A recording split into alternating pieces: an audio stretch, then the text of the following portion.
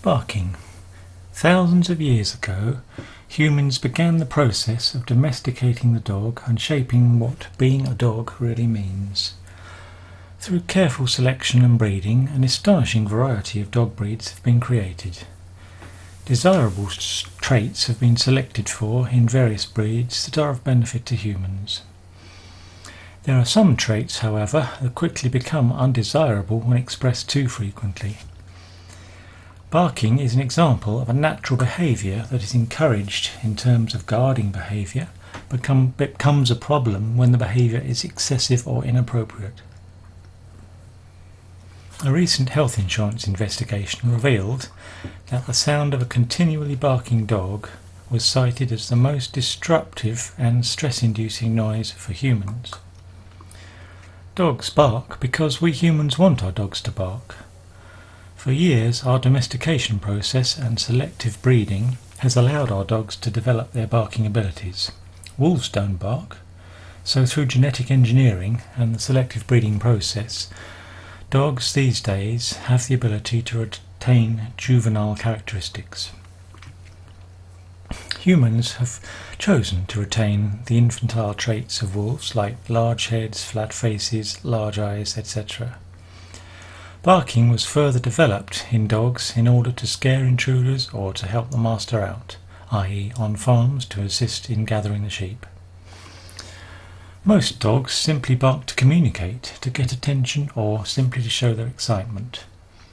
Training and lifestyle are important factors in teaching a dog how to communicate with its master. Dogs are extremely social animals. Wolves themselves usually travel in packs and are seldom alone.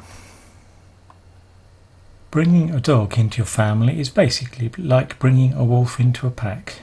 It becomes a part of the family. Try not to leave it alone, otherwise it will feel as if it was abandoned by the pack. Dogs are like having a baby in the house.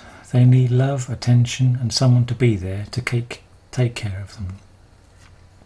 Like people, they need a companion to blossom. Meeting your dog's emotional need for companionship and play will allow the two of you to form a strong bond together. Sometimes having a second dog in the house can minimise the barking and minimise the loneliness. Although this may be rewarding at some times, it can also be a pain. Your best bet would be to train your dog not to bark. Everything boils down to how the owners train their dog. If you reward a dog for barking, then the dog will understand that it's a good thing to bark. If you don't reward the dog for barking, the dog will understand that it's a bad thing to bark. If you're training your dog to become a watchdog, sometimes their barking can be very selective and discriminating with certain people.